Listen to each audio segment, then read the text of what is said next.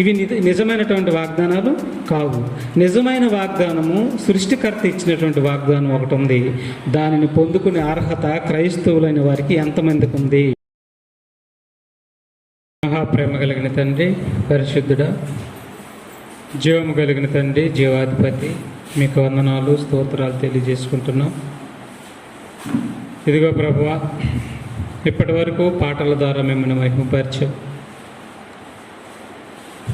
మా ఆత్మలను రక్షించుకునే శక్తిగల వాక్యంలోనికి మేము వెళ్ళబోచుండగా అయ్యా, మాకందరికీ సంయోచితమైన జ్ఞానమును దయచేయండి తండ్రి.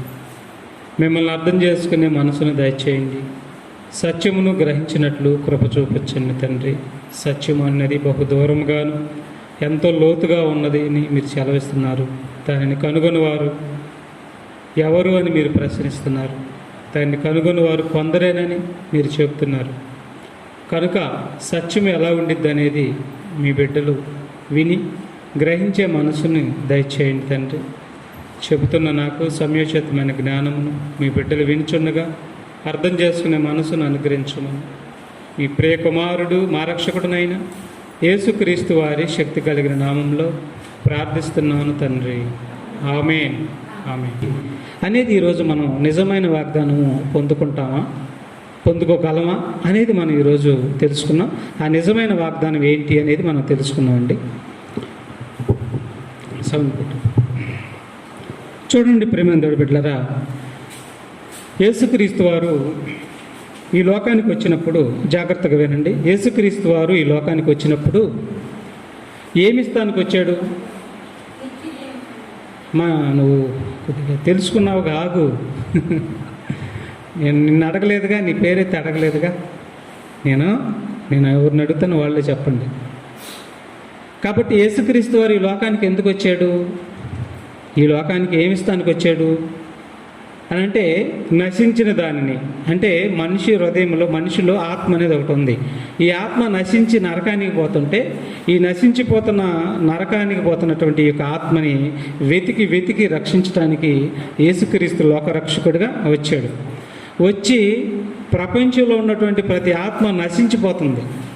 అపరాధం చేతను, పాపం చేతను చనిపోయి నశించిపోతున్నటువంటి ఈ ఆత్మల కోసం యేసుక్రీస్తు వారు స్వరక్షకుడిగా వచ్చి ఆయన మన పాపాల నిమిత్తం ప్రాణం పెట్టి, మరి ఎవరైతే ఆయన నమ్ముతారో, విశ్వసిస్తారో వారందరి కోసం ఆయన తన రక్తాన్ని ఇచ్చి ప్రతి మనిషిని ఆయన నమ్ముట ద్వారా, విశ్వసించు ద్వారా వారి పాపాలన్నీ పవిత్రపరిచి అప్పటి నుంచి వారు పవిత్రులుగా, నిర్దోషులుగా బ్రతికితే వారికి నిత్య జీవాన్ని ఇస్తానని చెప్పాడు. ఏమిస్తానికి వచ్చాడు? నిత్య జీవితాన్ని ఇస్తానికి వచ్చాడు ఆయన. ఈ నిత్య జీవాన్ని వాగ్దానంగా చేశాడు దేవుడు యేసుప్రభు వారి ద్వారా. నిత్య జీవాన్ని నేను మీకు ఇస్తాను అని యేసుప్రభు ద్వారా వాగ్దానం చేశాడు అనమాట. అదే మత్తయి సువార్త 11వ అధ్యాయం 28వ వచనం చూద్దాం ఒకసారి. చూడండి. ప్రయాసపడి భారము, చూసారా? ప్రయాసపడి భారము మోసుకున్న సమస్త ప్రజలారా మీరు నా యొద్దకు రండి, నేను మీకు ఏమిస్తానంటున్నాడు? విశ్రాంతి. అంటే అర్థం ఏంటి? విశ్రాంతి ఇస్తారంట. ప్రయాసపడి భారం మోసుకుంటున్నా అంటే కష్టపడి పాపాన్ని చేస్తూ పాప భారాన్ని మోసుకొనిస్తున్న సమస్త ప్రజలారా మీరు నా యొద్దకు రండి, నేను మీకు ఏమిస్తాను? విశ్రాంతిని ఇస్తాను. అంటే పాపముల నుండి మిమ్మల్ని విమోచించి మీకు నిత్యమైన విశ్రాంతిని ఇస్తానన్నాడు. ఏంటి ఆ విశ్రాంతి? నిత్య జీవము, పరలోకము.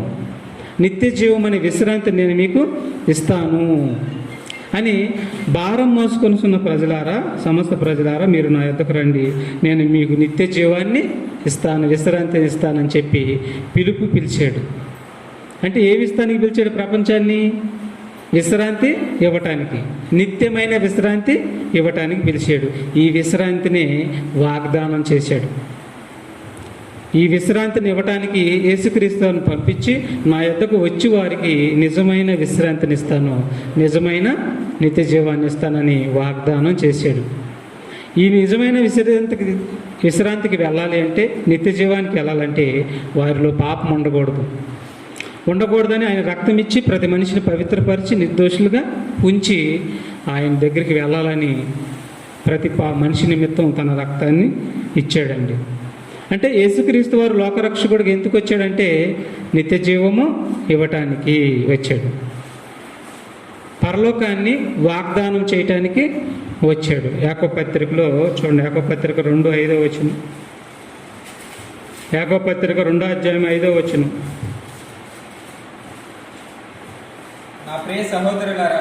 నా ప్రియ సహోదరులారా ఆలకించుడి, ఈ లోక విషయంలో చూడండి జాగ్రత్తగానండి, ఈ లోక విషయంలో దరిద్రులైన వారిని విశ్వాసమందు భాగ్యవంతులుగాను తన్ను ప్రేమించు వారికి వింటున్నారు ఈ మాట మీరు. ఎవరైతే ఆయన్ని ప్రేమిస్తారో, ఎవరైతే ఆయన నమ్మి విశ్వసించి బాప్తిసం తీసుకున్న తర్వాత ఇక అప్పటి నుంచి చనిపోనంత వరకు ఆయన్ని ప్రేమించాలి.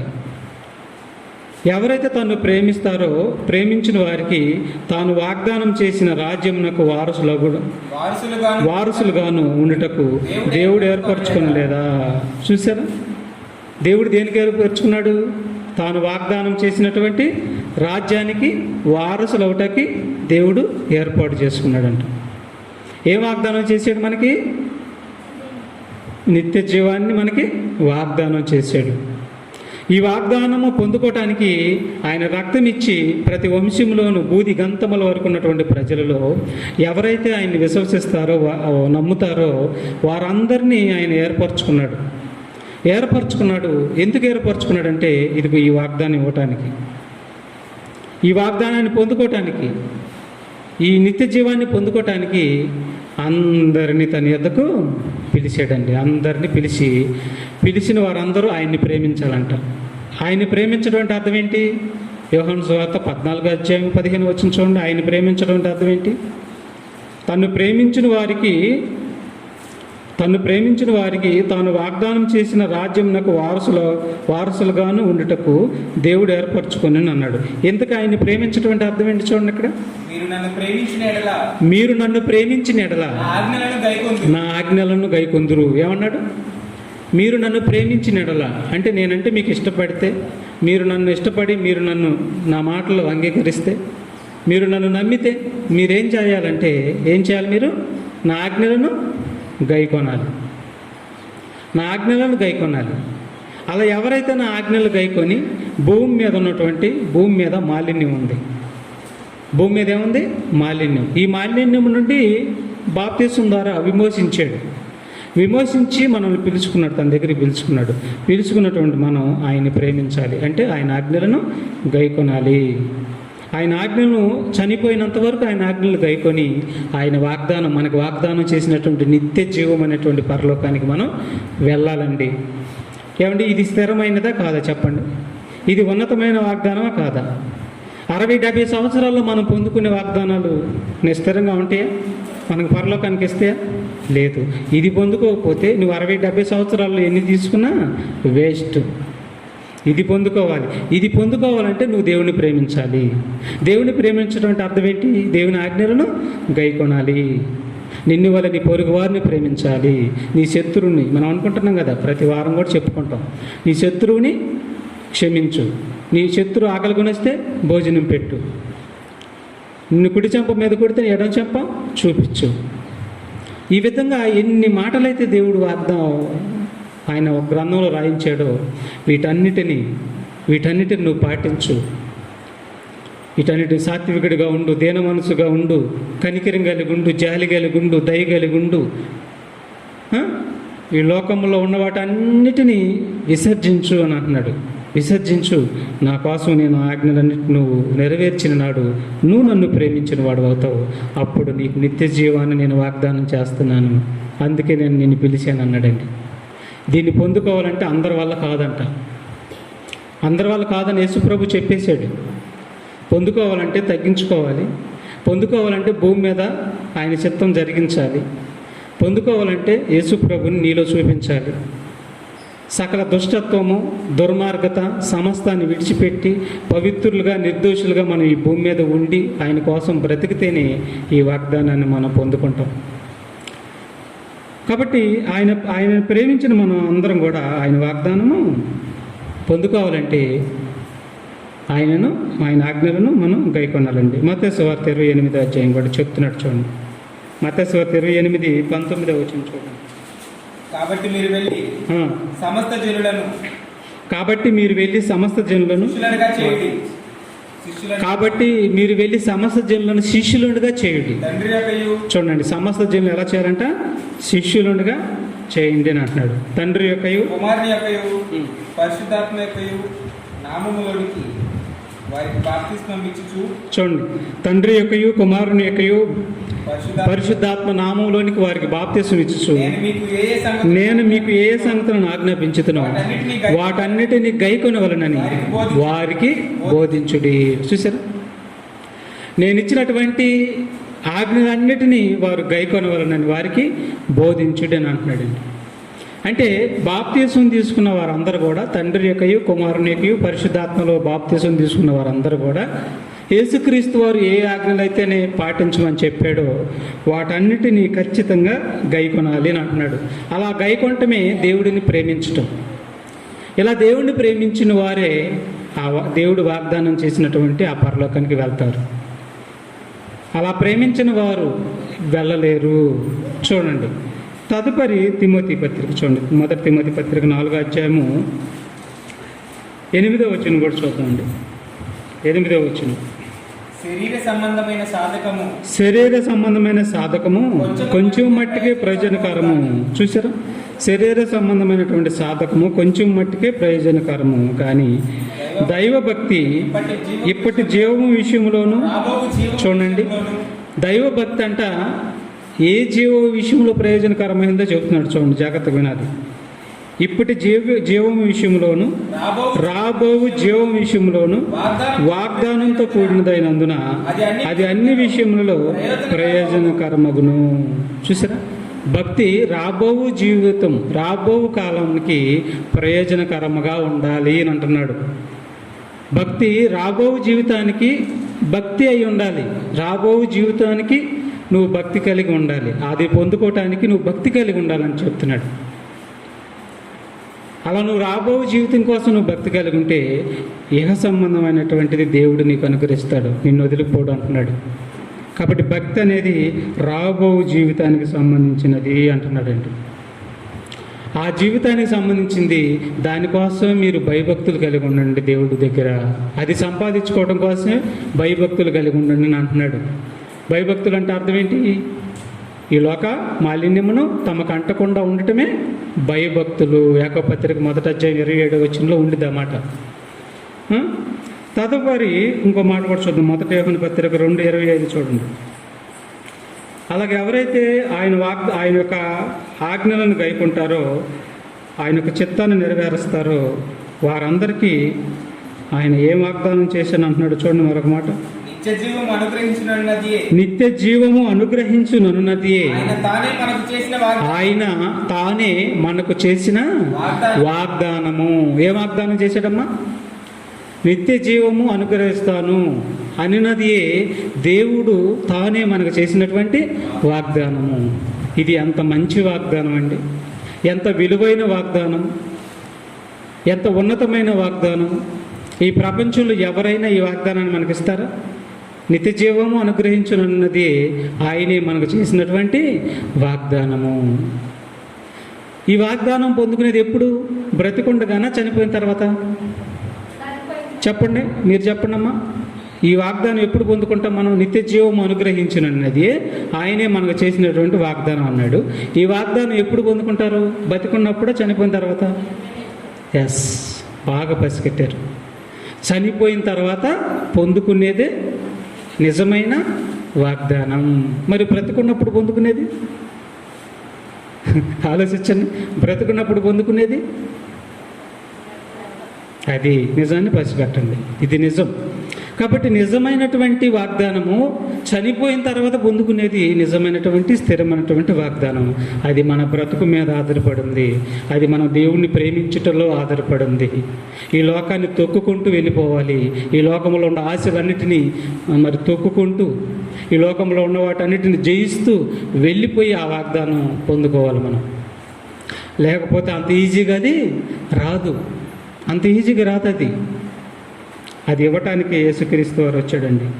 కాబట్టి నిత్య జీవం అనుగ్రహించున్నది ఆయనే మనకు చేసినటువంటి వాగ్దానము.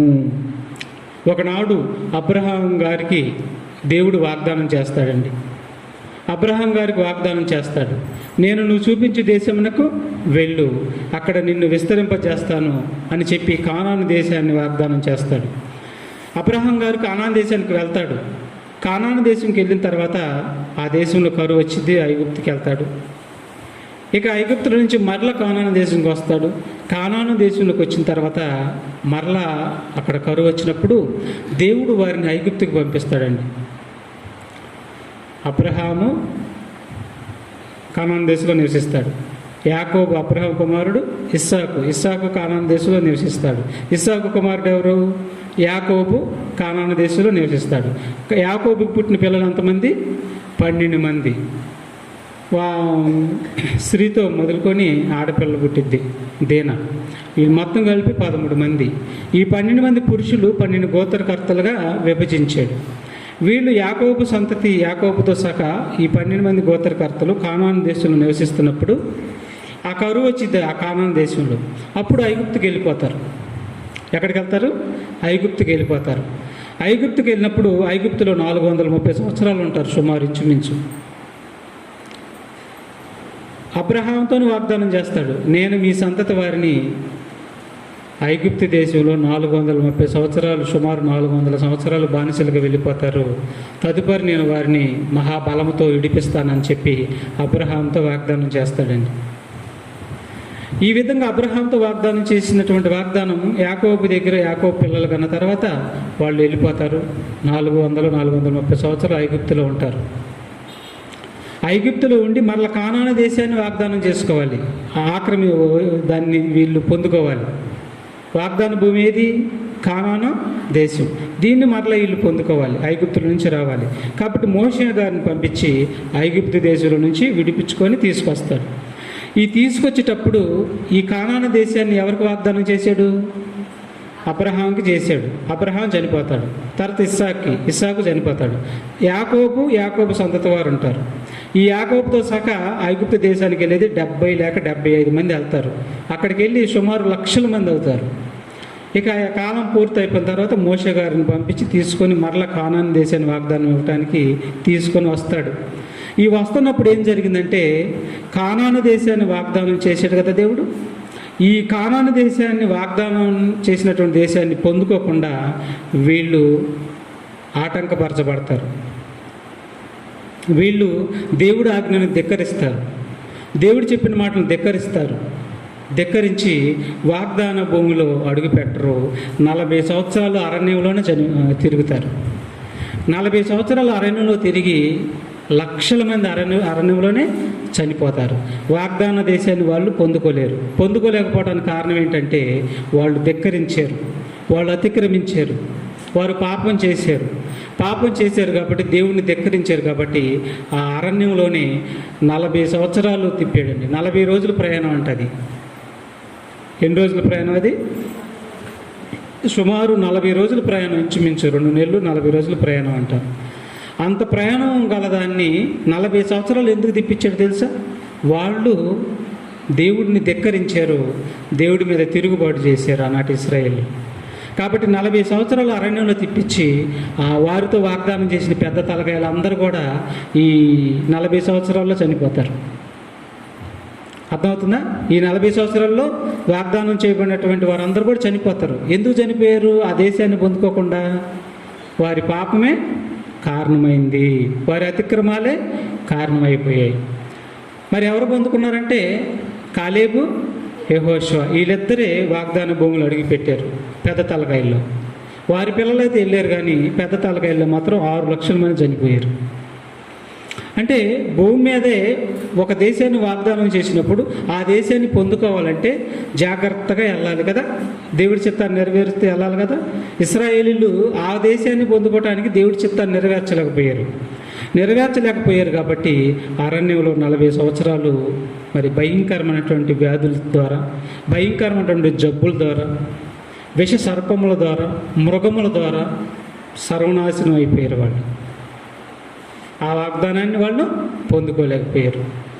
అలాగే క్రొత్త నిబంధనకు వచ్చేసరికి దేవుడు కూడా యేసుక్రీస్తు వారి రక్తం ద్వారా ప్రతి మనిషి పాపాన్ని విమోచించి ఇక మీదట నీ జీవితకాలం పాటు నా చిత్తాన్ని నువ్వు నెరవేరిస్తే, నన్ను ప్రేమిస్తే, నా ఆజ్ఞలు గైకొంటే నిత్య జీవం అనే వాగ్దానికి నువ్వు వెళ్ళాలి అన్నాడండి. ఇప్పుడు మనం ఆయన ప్రేమించకుండా, ఆయన ఆజ్ఞలు గైకొనకుండా, ఇశ్రాయేలీలాగా ఆయన మీద తిరుగుబాటు చేసి ఆయన చిత్తాన్ని ఏం చేయకుండా మనం ఉండాం అనుకోండి, ఇప్పుడు పరలోకమైన వాగ్దానాన్ని వెళ్తామా? ఇశ్రాయేలీలు భూలోకమైన వాగ్దానానికి చేరుకోలేకపోయారు, కానాన్ దేశమే వెళ్ళలేకపోయారు, చనిపోయారు. ఇప్పుడు పరలోకం వెళ్ళాలంటే ఎంత ఉన్నతమైన దేశం అది. అక్కడికి వెళ్ళాలంటే దేవుడి కోసం ఖచ్చితంగా బ్రతికి తీరాలి, నామకార్థంగా బ్రతకూడదు. చనిపోయినంతవరకు యథార్థంగా ఆయన కోసం బ్రతికితేనే అక్కడికి వెళ్ళిపోతాం, లేదంటే మాత్రం మరో దారికి వెళ్ళిపోతాం. అదే నిత్యమైన నాశనమైన దారి, అదే పాతాళం. కాబట్టి చూడండి ఒకసారి కీర్తన గ్రంథం 95:11 వచ్చింది చూడండి. కీర్తన గ్రంథం 95:11 వచ్చింది. కావున నేను కోపించి మీరు ఎన్నడను నా విశ్రాంతిలో ప్రవేశింపకూడదని ప్రమాణం చేసి తిని. ఎవరితో ప్రమాణం చేశాడు? ఇశ్రాయేలీలతో ప్రమాణం చేశాడు. ఎందుకంటే వాళ్ళు లొంగలేదు దేవుడికి, దేవుని ఆజ్ఞ నెరవేర్చలేదు, దేవుడికి తిరుగుబాటు చేశారు కాబట్టి కోపించి ప్రమాణం చేశాడు. మీరు ఎవరు కూడా ఆ దేశానికి వెళ్తానికి లేదని దేవుడు ప్రమాణం చేశాడు. అలాగే వాళ్ళు వెళ్ళలేదు, అరణ్యంలోనే చనిపోయారు. కాబట్టి మనం కూడా ఈ భూమిలోనే చనిపోయామనుకోండి, మనం కూడా చనిపోయి తద్దిమే, ఎవరైనా చనిపోతారు, కాదని కాదు. దైవ చిత్తాన్ని నెరవేర్చకుండా చనిపోయామనుకోండి, ఆ వాగ్దానానికి వెళ్ళలేము. మరి ఎక్కడికి వెళ్తాము? నరకానికి వెళ్ళవలసి ఉంటుంది. అందుకని నిత్యమైన వాగ్దానం పొందుకోవాలంటే దేవుడిని ప్రేమించాలి, అనగా దేవుని ఆజ్ఞలను ఖచ్చితంగా నెరవేర్చాలి, అనుమానమే లేదు అందులో. 14వ అధ్యాయం సంఖ్యాకాండం 35వ వచనం కూడా చూడండి ఒకసారి. సంఖ్యాకాండము 14వ అధ్యాయం 35వ వచనం. ఇది యెహోవా అను నేను చెప్పిన మాట, నాకు విరోధముగా కూడిన చెడ్డదగు ఈ సర్వ సమాజమునకు చూడండి, ఇశ్రాయేలుతో మాట్లాడుతున్నాడండి. తిరుగుబాటు చేశారండి. కానాను దేశాన్ని వాగ్దానం ఇస్తానని చెప్పిన దేవుడు నా మాటలు గైకోనండి అని చెప్తే వాళ్ళు తిరుగుబాటు చేశారు, ధిక్కరించారు ఆయన్ని, అతిక్రమించారు ఆయన్ని. అప్పుడు వారి గురించి మాట్లాడుతున్నాడు, ఏమంటున్నాడు చూడండి. ఈ సర్వ సమాజమునకు నిశ్చయముగా దీనిని నేను చేసేదను. ఈ అరణ్యంలో వారు క్షీణించిపోవుదురు, ఎక్కడనే చనిపోవుదురు. నేను ఏమన్నాడు? ఈ అరణ్యంలోని వాళ్ళు ఏమైపోతారు? క్షీణించిపోతారు, తగ్గిపోతారు. క్షీణించడం అంటే అర్థం ఏంటి? తగ్గిపోతారు. తగ్గిపోవటం అంటే వ్యాధిగ్రస్తున, రోగగ్రస్తున పడి కొంతమంది సంఖ్య తగ్గిపోయింది. ఎక్కడనే వారందరూ నశించిపోతారని చెప్పాడు. అలాగే సుమారు కాల్బలం 6 లక్షల మంది నశించిపోయారు. వాగ్దానాన్ని వాళ్ళు పొందుకోలేదు, కానాను దేశ వాగ్దానాన్ని వాళ్ళు పొందుకోలేదు. పాపమే కారణము. అందుకని మనం కూడా పరలోకం అనే వాగ్దానం, దేవుడు నిత్యమైన వాగ్దానాన్ని మనకు చేశాడు కదా, ఉన్నతమైన వాగ్దానాన్ని మనకు చేశాడు కదా, దీనిని మనం పొందుకోవాలి అంటే భూమి మీద నువ్వు పాపరహితుడిగా ఉండాలి. ప్లస్ తర్వాత దేవుని ఆజ్ఞలన్నిటిని నువ్వు నెరవేర్చుకుంటూ భయభక్తులు కలిగి నడిస్తేనే నువ్వు నిజమైనది, స్థిరమైనది వాగ్దానాన్ని నువ్వు పొందుకుంటావు. స్థిరమైనటువంటి వాగ్దానాన్ని నువ్వు పొందుకుంటావండి. దీనిని పొందుకోకుండా ఆనాడు ఇశ్రాయేలీయులు ఎలాగైతే లోకాశల్లో పడి దేవుని ఆజ్ఞను ధిక్కరించి నశించిపోయారో, ఈనాడు కానాను నిజమైనటువంటి వాగ్దానాన్ని పొందుకోకుండా, పరలోకాన్ని పొందుకోకుండా దయ్యము ప్రతి మనిషి ముందు కొన్ని విత్తనాలు చల్లిందండి. ఈ విత్తనాలే ఏరుకుంటూ బ్రతికి ఈ లోకమే శాశ్వతం అనుకొని ఇక్కడే పడి చనిపోతున్నాడు. నిజమైనటువంటి వాగ్దానాన్ని పొందుకోలేకపోతున్నాడు. చూడండి, అది చల్లిన విత్తనాలు ఏంటో. 1 యోహాను పత్రిక 2వ అధ్యాయము 16-17 వచనాలు చూడండి. ఆ వాగ్దానాన్ని పొందుకోకుండా ప్రతి మనిషి ముందు విత్తనాలు చల్లింది, ప్రతి మనిషి కాళ్ళు బంధించేసింది, ప్రతి మనిషి హృదయం బంధించేసింది, ప్రతి మనిషి చేతులు బంధించేసింది. టోటల్గా మనిషినే బంధించేసేసింది. ఏమిచ్చి బంధించేసింది? చూడండి ఏమిచ్చింది. లోకంలో ఉన్నదంతయు చూడండి, లోకములో ఉన్నదంతయు అనగా శరీరాశి, నేత్రాశి, జీవపు డమ్మము తండ్రి వలన పుట్టినవి కావు, అవి లోక సంబంధమైనవే. లోకమును దాని ఆశయు గతించిపోచున్నది గాని దేవుడి చిత్తమును జరిగించేవాడు నిరంతరమును జీవించును. చూసారా, లోకము దాని ఆశ ఏమైపోతుంది, గతించిపోతుంది అన్నాడు. గతించిపోయేది నీకు ఆశ చూపిస్తుంది, అది దాని టాలెంట్. ఎవరికి తెలియదు ఈ రహస్యం. మేధావులు అన్నవారిని కొట్టేసింది, అది పెద్ద విషయం కాదు. ఎవరికి దీని యొక్క రహస్యము తెలీదు. లోక ఆశలన్నిటినీ చూపించేసింది. అయ్యా, ఇక ఈ లోకాశలోనే పడి నీ జీవితాన్ని ముగించుకో, ఇక పోతావు నువ్వు నరకానికి అని దానికి బాగా తెలిసింది. మనిషికి తెలియలే. మనిషికి తెలియకుండా అబ్బా ఈ లోకాశలు ఏముండి భలే ఉండి అని ఈ శరీరాశ తీర్చుకున్నాడు, నేత్రాశ తీర్చుకుంటున్నాడు, జీవపు డమ్మం కలిగి ఉన్నాడు, వీటిల్లో బ్రతుకుతున్నాడు, స్వేచ్ఛగా తిరుగుతున్నాడు, ఉచ్చులో ఉన్నాడన్న సంగతి మర్చిపోతున్నాడు, వలలో సాతాను వేసిన పాపం అనే వలలో ఇరుక్కుపోయి ఉన్నాడన్న సంగతి మర్చిపోయి ఇక సంబంధమైన వాటన్నిటినీ అనుభవిస్తూ తిరుగుతున్న వేళ ఇక వాగ్దానం ఏడబొందుకుంటాడు, ఇరుక్కొని కూర్చున్నాడు పాపంలో. ఒక్క క్షణంలోనే మరణిస్తాడు. మరణించిన మరుక్షణమే నిత్య నాశనానికి వెళ్ళిపోతున్నాడు. అంటే నిత్య నాశనానికి వెళ్ళిపోవటానికి కారణం ఏంటి? ఈ లోక ఆశలు. ఈ లోక ఆశల్లో బ్రతకటం, పాపంలో బ్రతకటం. చూసారా, సాతాను మనిషిని ఎలా బంధించేసిందో, ఆ వాగ్దానం పొందుకోకుండా చేసింది. చూసారా, పొందుకోకుండా చేసింది. యేసు ప్రభు దగ్గరికి వచ్చిందండి. యేసు ప్రభు దగ్గరికి వచ్చి ఈ లోకాశలన్నిటిని చూపించేసింది. చూపించి నువ్వు నాకు మొక్కితే ఇవన్నిటిని నీకు ఇస్తానని చెప్పిందండి. చూడండి ఆ మాట మత్తయి సువార్త 4:5-6 వచ్చిన.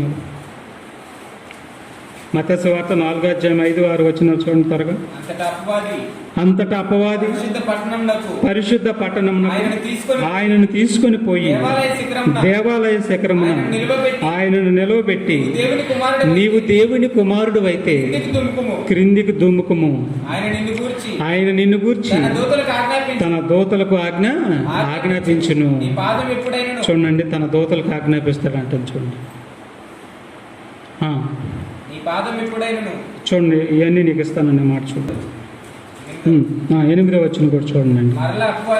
మరలా అపవాది మిగులు ఎత్తైన ఒక కొండ మీదకి ఆయనను తోడుకొని పోయి ఈ లోక రాజ్యములన్నీ వాటి మహిమను ఆయనకు చూపి, చూడండి, నువ్వు నాకు సాగిలపడి నాకు నమస్కారం చేసినడలా వీటన్నిటినీ నీకు ఇచ్చేదనని ఆయనతో చెప్పగా, చూసారా, ఆయనను ఎవరికి నమస్కారం చేయమంటుంది? యేసుక్రీస్తుని ఎవరికి నమస్కారం చేయమని అంటుంది? నాకు నమస్కారం చేసినడలా. ఏంటి ఎంత ధైర్యం దానికి? చూసారా, మనుషులందరూ సాతానికి పట్టం కట్టారు. మనుషులందరూ సాతానికి అధికారం ఇచ్చారు.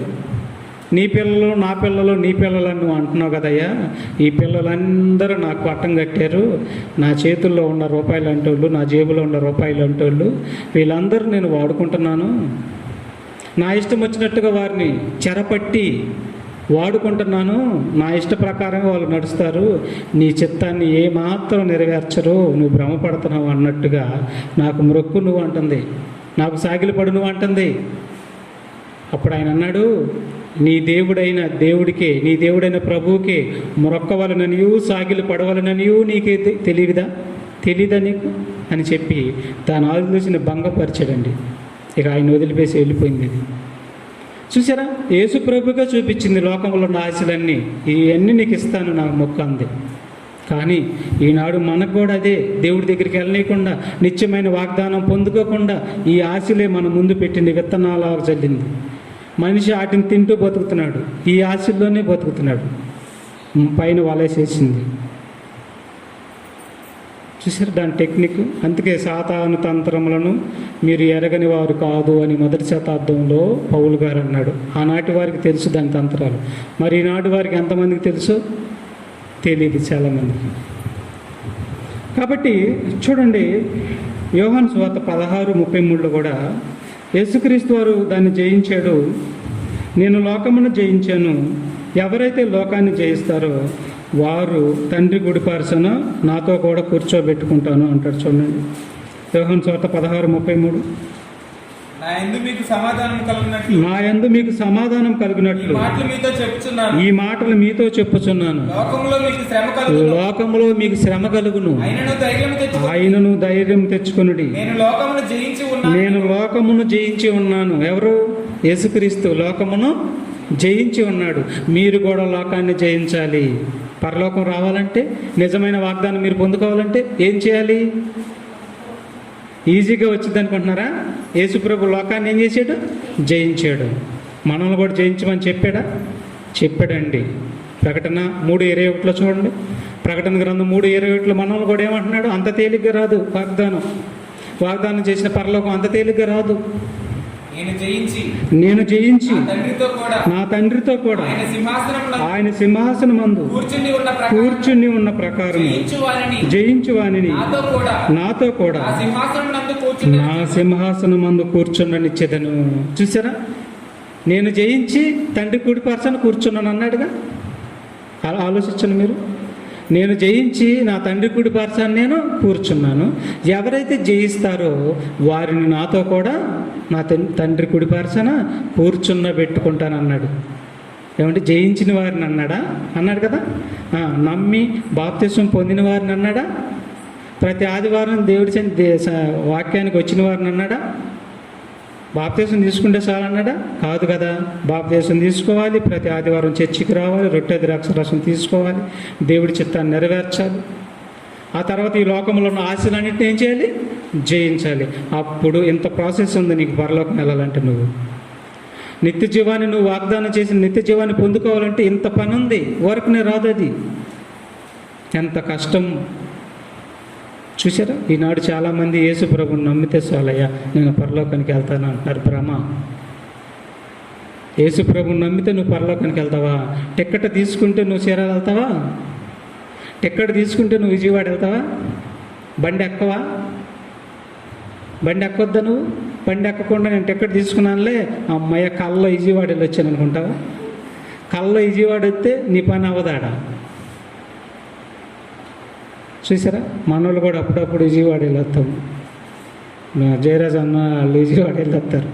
వెళ్ళేటప్పుడు టికెట్ తీసుకొని కలగన్నాడు అనుకో, ఆ స్టేషన్లో కలగన్నా నేను మందులు ఇన్ని కట్ట తీసుకొని నేను విజయవాడ వెళ్ళొచ్చాను అయ్యా ఇంటికి వచ్చాడు అనుకో, ఎట్టుండిద్ది అప్పుడు?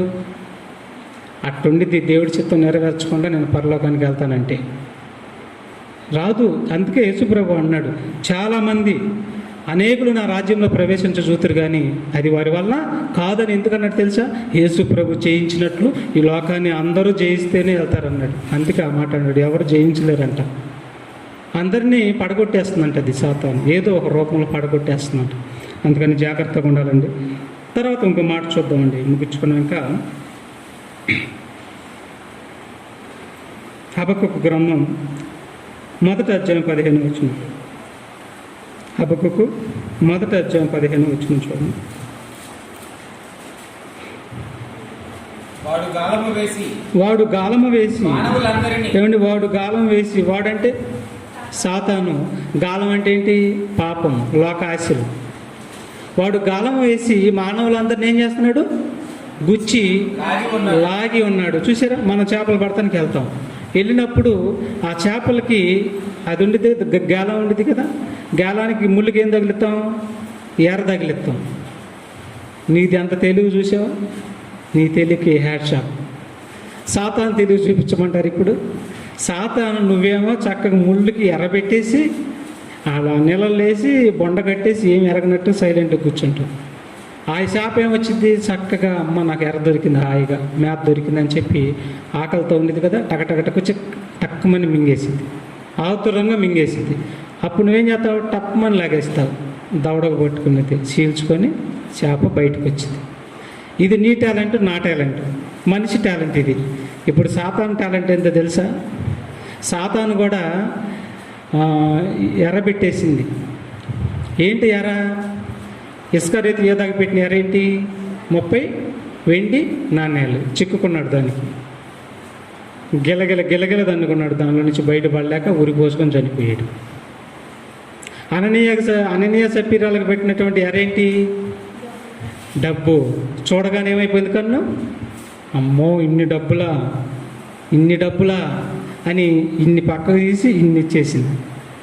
ఇద్దరు చక్కగా ఏమాడారు? అబద్ధం ఆడేశారు. ఇన్నే వచ్చినాయి అయ్యా, ఇన్ని తీసి పక్కన పెట్టారు. ఇన్నే వచ్చినాయి అయ్యా మాకు అని ఇద్దరు భార్యాభర్తలు ఇద్దరు అబద్ధం ఆడారు. ఇద్దరు ముందుకు పడి చనిపోయారు. అంటే దేవుడితో అబద్ధం ఆడారు. చూసారా? ఒక డబ్బు అనేది దేవుడితో అబద్ధం ఆడేటట్టుగా చేసింది. ఒక డబ్బు ఆశ, లోక ఆశ అనేది మరి ఎర్రగా సాతాను మనకి ఇడిచిపెట్టేసేస్తుంది. కొందరికి స్త్రీ ఆశని, కొందరికి పురుషుడు ఆశని, కొందరికి ధనాశని, కొందరికి లోకాశల్ని, ఇక ఈ ఆశలన్నిటినీ ఒక ఎరగా పెట్టి అడుగున పాపమని ముళ్ళు పెట్టి కూర్చుంది. ఆ ఎర్రదిన ప్రతివాడు పాపానికి ఇరుక్కుంటాడు.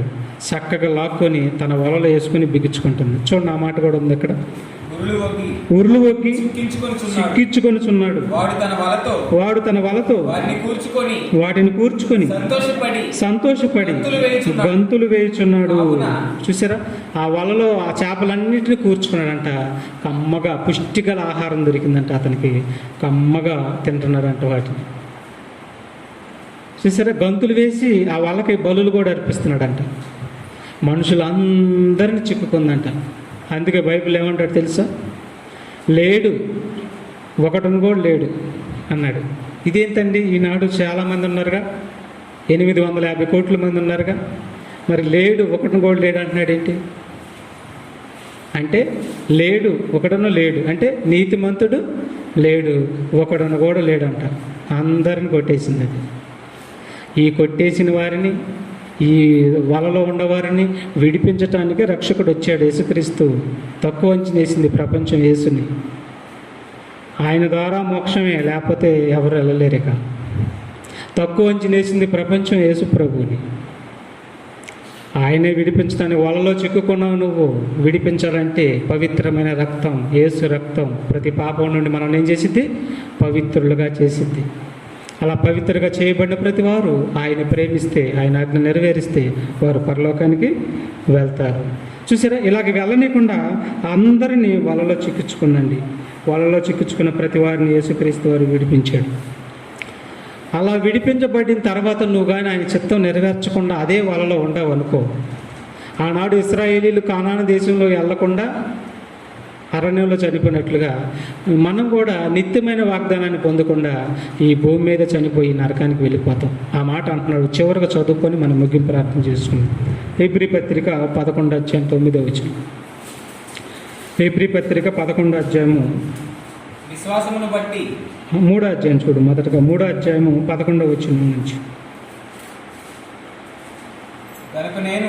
కనుక నేను కోపముతో ప్రమాణం చేసినట్లు వారు నా విశ్రాంతిలో ప్రవేశింపరని చెప్పి తిని.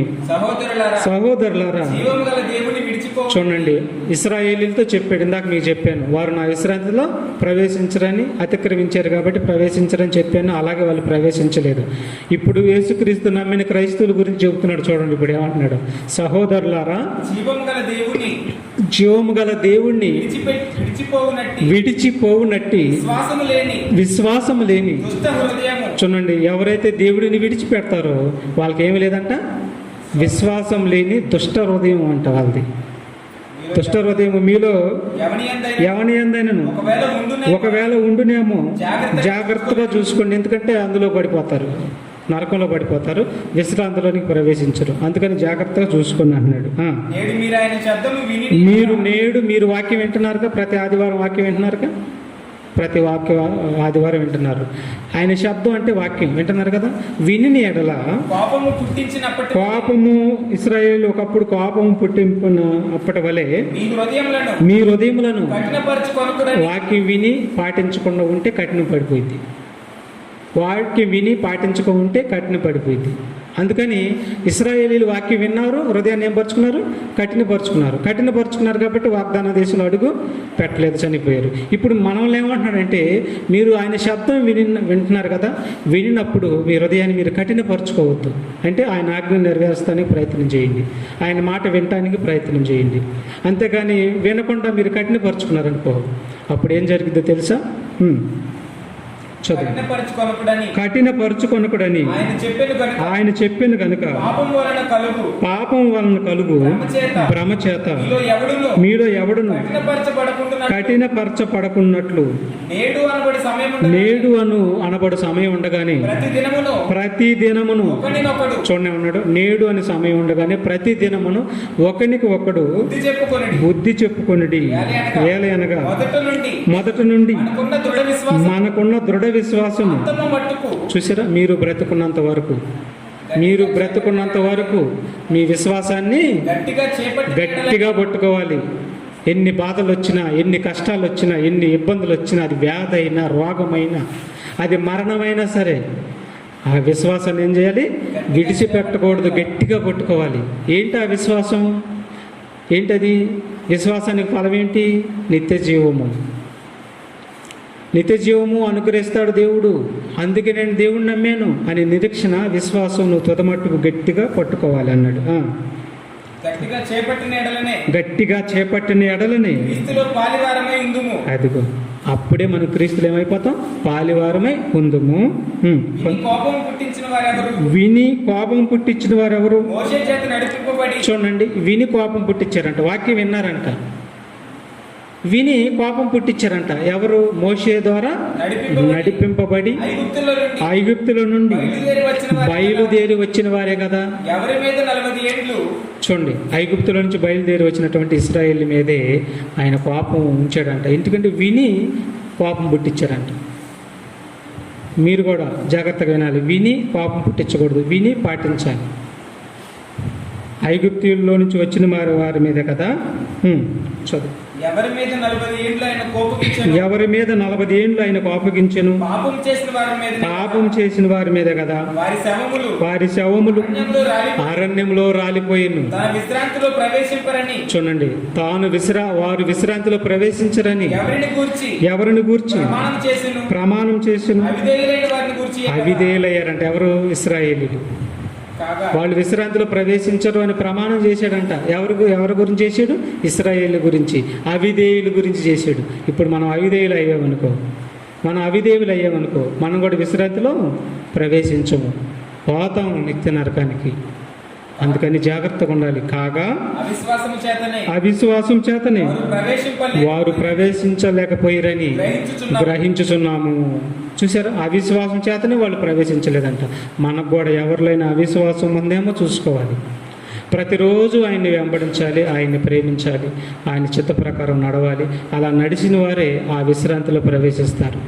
అలా ఎవరైతే ఆయన ప్రేమించరో, ఆయన ఆజ్ఞలు గైకొనరో, వారు ఆయన విశ్రాంతులు ఏమాత్రం ప్రవేశించరో ప్రమాణం చేసేసాడు. కాబట్టి మనం నిత్యమైన విశ్రాంతి, నిత్య జీవం అనే వాగ్దానం పొందుకోవాలంటే ప్రతి దినము ఆయన చిత్త చొప్పున నడవాలి, ఆయన ఆజ్ఞల చొప్పున నడవాలి. అలా ఆయన ప్రతిదినం ఆయన ప్రేమిస్తే, అనగా ఆజ్ఞలు గైకుంటే, పవిత్రులుగా నిర్దోషులుగా ఉంటే, ఆయన చిత్తం జరిగించు ప్రతివాడు నిజమైన వాగ్దానాన్ని పొందుకుంటాడు. ఇప్పుడు చెప్పండి, క్రైస్తవుడికి నిజమైన వాగ్దానం ఏది? క్రైస్తవుడు చేసినటువంటి నిజమైన వాగ్దానం ఏది? అమ్మా చెప్పండి, క్రైస్తవుడు చేసినటువంటి నిజమైన వాగ్దానం ఏది?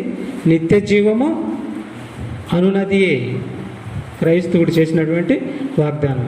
దీన్ని పొందుకోవాలంటే, నిత్య జీవాన్ని పొందుకోవాలంటే ఎన్నో శ్రమలు, ఎన్నో బాధలు, ఎన్నో కష్టాలు, విశ్వాసాన్ని దృఢంగా పట్టుకోవాలి, పవిత్రులుగా ఉండాలి, నిర్దోషులుగా ఉండాలి, దేవుని ఆజ్ఞలన్నిటినీ పాటిస్తే అప్పుడు ఆ యొక్క నిరీక్షణ, ఆ యొక్క నిత్య జీవాన్ని పొందుకుంటారు, ఆ వాగ్దానాన్ని పొందుకుంటారు. కాబట్టి చూడండి, నిజమైన వాగ్దానం పొందుకోవాలంటే ఇంత కష్టంతో కూడింది. మనుషులు ఇచ్చిన వాగ్దానం పొందుకోవాలంటే కష్టమేమీ లేదు. ఏది స్థిరమైంది? యుగయుగాలు నివసించే జీవితం ఏది? యుగయుగాలు నివసించేటటువంటి జీవితం ఏది? పరలోకంలోనే యుగ యుగాలు నివసిస్తాం మనం. ఆ జీవితాన్ని మీకు నేను వాగ్దానం చేశాడు అన్నాడు. దాన్ని పొందుకోవాలంటే భూమి మీద ఉండగా నా చిత్తాన్ని మీరు తప్పకుండా నెరవేర్చి నిజమైన వాగ్దానం మనందరం పొందుకునే వారిగా ఉండాలి. ఆయన మాట వినకపోతే మాత్రం కోపం పుట్టిద్దన్నాడు. మీరు ఎన్నడూ నా విశ్రాంతిలో ప్రవేశించరని చెప్పాడు. మనం కోపం పుట్టించకుండా మనందరం ఆయన ఆజ్ఞ నెరవేర్చి నిజమైన వాగ్దానాన్ని పొందుకుందాం. అందరం పరలోకానికి వెళ్దాం. ప్రార్థన చేసుకుందాం.